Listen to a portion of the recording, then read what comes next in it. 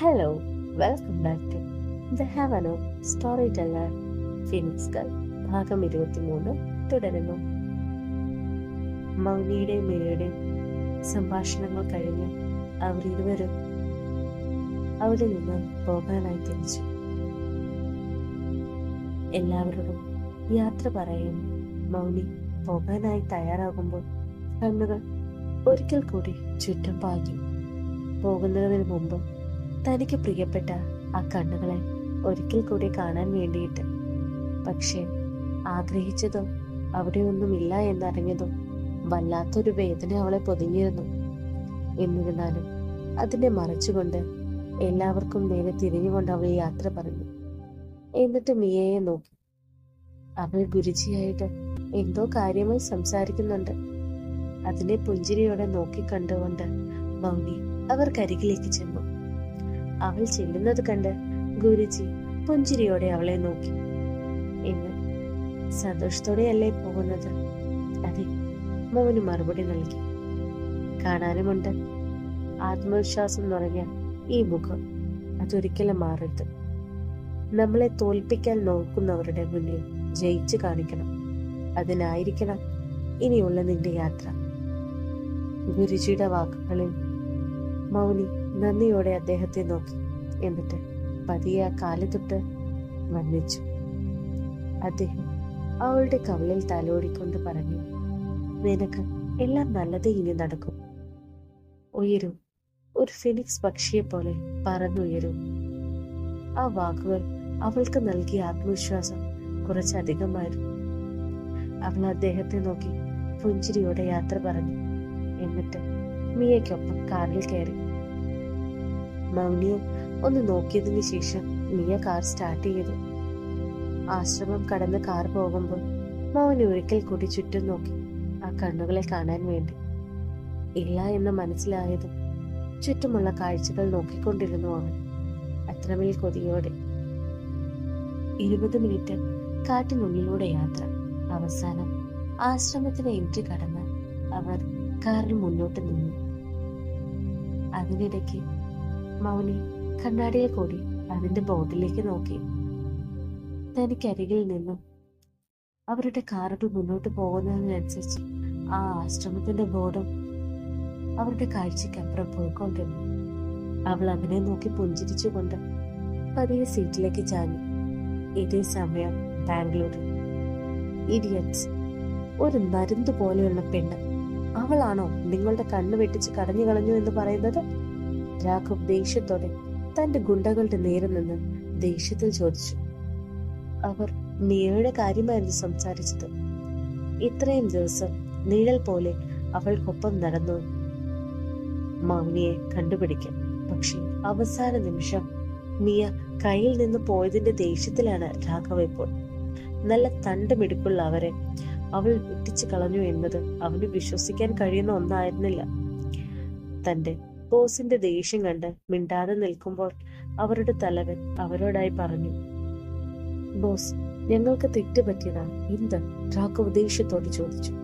Boss പറഞ്ഞതുപോലെ അവൾ അത്ര ഈസി ടാർഗറ്റ് അല്ല. അതെന്താ? അവൾക്ക് ചുറ്റും ആളുകളുണ്ട് ബോസ്. അതെന്താ അങ്ങനെ തോന്നാൻ? രാഘവ് തന്റെ ചോദ്യം പിന്നെയും. ബോസ് വിട്ട നമ്മളുടെ ടീം അവരിപ്പോൾ ഹോസ്പിറ്റലാണ്. എന്ത്? രാഘവ് ഞെട്ടലോടെ ചോദിച്ചു. അതെ, മാർട്ടിനും കൂട്ടരും. അവരെ ഈ സിറ്റിയിൽ ഒരാൾ തൊടണമെങ്കിൽ അത് ചില്ലറക്കാരല്ല എന്ന് സാറിന് ഉറപ്പിക്കാൻ. അയാൾ പറയുന്നത് കേട്ട് രാഘവ് ഒരു നിമിഷം സ്റ്റക്കായി. അവനെ ആക്കി വട്ടുപിടിക്കുന്നത് പോലെ തോന്നി. അതിന് കൂട്ടുനിന്നത് എന്തുപോലെ അവന്റെ ഫോണിലേക്ക് ഒരു കോൾ വന്നു. ഫ്രെഡി. അത് കണ്ടത് ഭയത്തോടെ അവൻ അതിലേക്ക് നോക്കിയിരുന്നു. ശേഷം ദേഷ്യത്തോടെ അലറി, നിന്നെ പോലെയുള്ളവൾമാരെ വിറ്റ് തന്നെയാടി ഞാൻ ഇവിടെ എത്തിയത്. മൗനി, നീ നോക്കിയിരുന്നു. നീ എന്റെ കയ്യിൽ നിന്നും രക്ഷപ്പെടില്ല. വിടില്ല ഞാൻ. അവൻ ദേഷ്യത്തോടെ കയ്യിൽ കിട്ടിയ ഫ്ലവർ വേസ് എടുത്തുകൊണ്ട് മുന്നിൽ കണ്ട ടീപ്പോയിൽ നോക്കി എറിഞ്ഞു.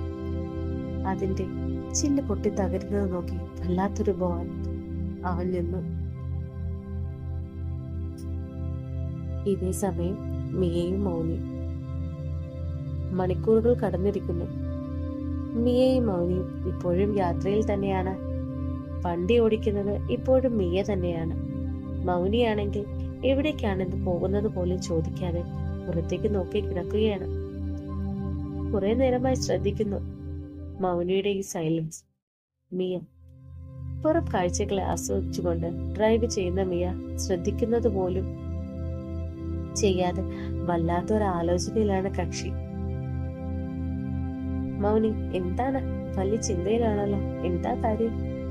അവളുടെ വാക്കുകൾ കേട്ട് മൗനി തിരികെ അവളുടെ മുഖത്തേക്ക് നോക്കി. എന്നിട്ട് പതിയെ പുഞ്ചിരിച്ചു. അവളുടെ ഭാഗത്തു നിന്നും മറുപടി ഉണ്ടാക്കാത്തത് വലിയ ചെറുതായി ഒന്ന് ചോദിപ്പിച്ചു. അല്ല, എന്താ? എന്നോട് പറയാൻ പാടില്ലാത്തത് വല്ലതുമാണെങ്കിൽ പറയണ്ട, ഞാൻ നിർബന്ധിക്കില്ല. മിയയുടെ വാക്കുകൾ മൗനിയിൽ വേദന നിറച്ചു. എന്നിരുന്നാലും താൻ അതിന് അർഹയാണ് എന്നുറപ്പുള്ളതിനാൽ അവൾ അതിന് മറുപടി പറഞ്ഞു തുടങ്ങി. നീ ഇപ്പോൾ പറഞ്ഞത് ഞാൻ കേൾക്കാൻ ബാധ്യസ്ഥയാണ് മിയ, അതെനിക്കറിയാം. ഒരു പക്ഷേ അന്നെല്ലാം നിന്നോട് തുറന്നു പറഞ്ഞിരുന്നാൽ ഇന്ന് ഈ അവസ്ഥ ഉണ്ടാകില്ല എന്നും എനിക്കറിയാം. പക്ഷെ എനിക്കറിയില്ല, അന്ന് അതിനുള്ള ധൈര്യം ഉണ്ടായില്ല. മൗനിയുടെ ഇടറുന്ന വാക്കുകൾ കേട്ട മിയ ഒരു നിമിഷം വല്ലാതെയായി. ഏയ് എടാ, നീ ചുമ്മാ നിന്നെ വിഷമിപ്പിക്കാൻ പറഞ്ഞതല്ല. മൗനിയുടെ പെട്ടെന്നുള്ള മറുപടിയിൽ മിക വല്ലാതെയായി. എന്നാൽ അത് ശ്രദ്ധിക്കാതെ മൗനി തുടർന്നു. അല്ല, നീ അറിയണം മിയ, എനിക്കറിയാം എന്നോട് ഈ നിമിഷം വരെ നീ ഒന്നും ചോദിച്ചിട്ടില്ല. ലാവണ്യ പറഞ്ഞത് മാത്രമേ നിനക്കറിയൂ എന്നറിയാം. പക്ഷെ അവൾ അറിയാത്തത്, അല്ലെങ്കിൽ അവൾ പറയാത്തതായ കുറച്ച് കാര്യങ്ങൾ കൂടെയുണ്ട്. എന്താണ്? മിയ ആകാംക്ഷയോടെ ചോദിച്ചു. മിയ കണ്ണുകൾ അടച്ചു. എന്നിട്ട് ദീർഘശ്വാസം വിട്ടുകൊണ്ട് മിയയെ നോക്കി തുടർന്നു. ഞാൻ ആ ബാസ്റ്റഡിനെ കാണാൻ പോയി. അവന്റെ കുഞ്ഞു എന്റെ വയറ്റിലുണ്ട് എന്ന് പറയാൻ വേണ്ടിയിട്ട്. അപ്പോൾ എനിക്ക് എന്താണ് അവിടെ നേരിടേണ്ടി വന്നത് എന്നറിയൂ. ഇതുപോലെ പൗഡി പറയുന്നത് കേട്ട് മിയ ഒന്നും തന്നെ മിണ്ടിയില്ല. അവൾക്ക് ഉള്ളിലുണ്ടായ കുരുന്ന് അന്നത്തെ സംഭവത്തിൽ ഇല്ലാതെ ആയത് മിയയ്ക്ക് അറിയാവുന്ന കാര്യം തന്നെയായിരുന്നു. അല്ലാതെ മറ്റെന്താണ്? മിയ ആലോചനയോട് അവനോട് ചോദിച്ചു. മിയ, നിനക്കറിയാം അവൻ എന്നോട് പറഞ്ഞിട്ട് എന്താണെന്ന്? അവനിൽ ആരാണ് ആ കുഞ്ഞിന്റെ അച്ഛൻ എന്ന് അറിയില്ലെന്ന് ഒരു പെണ്ണിനെ വിശ്വസിപ്പിച്ചു. എന്നിട്ട് പണത്തിന് വേണ്ടി അവളെ അവർക്ക് വിറ്റിട്ട് വീഡിയോ എടുത്ത് ഭീഷണിപ്പെടുത്തി. ബാക്കി പറയാനാകാതെ അവൾ കിരിച്ചു. അവളുടെ ഭാവമാറ്റം കണ്ട മിയ വേഗം വണ്ടി ഒരു സൈഡിലേക്ക് നിർത്തിയിട്ട് മൗനിയുടെ തോളിൽ കൈവച്ചുകൊണ്ട് പറഞ്ഞു. ഈ മൗനി, ഞാൻ വെറുതെ വേണ്ട, നീ ഒന്നും പറയണ്ട, കൂളാണ്. അല്ല മിയ, നീ അറിയണം. നിനക്കറിയോ അവൻ എന്നെ അവന്റെ അങ്കിളുമാരെന്ന് പരിചയപ്പെടുത്തിയ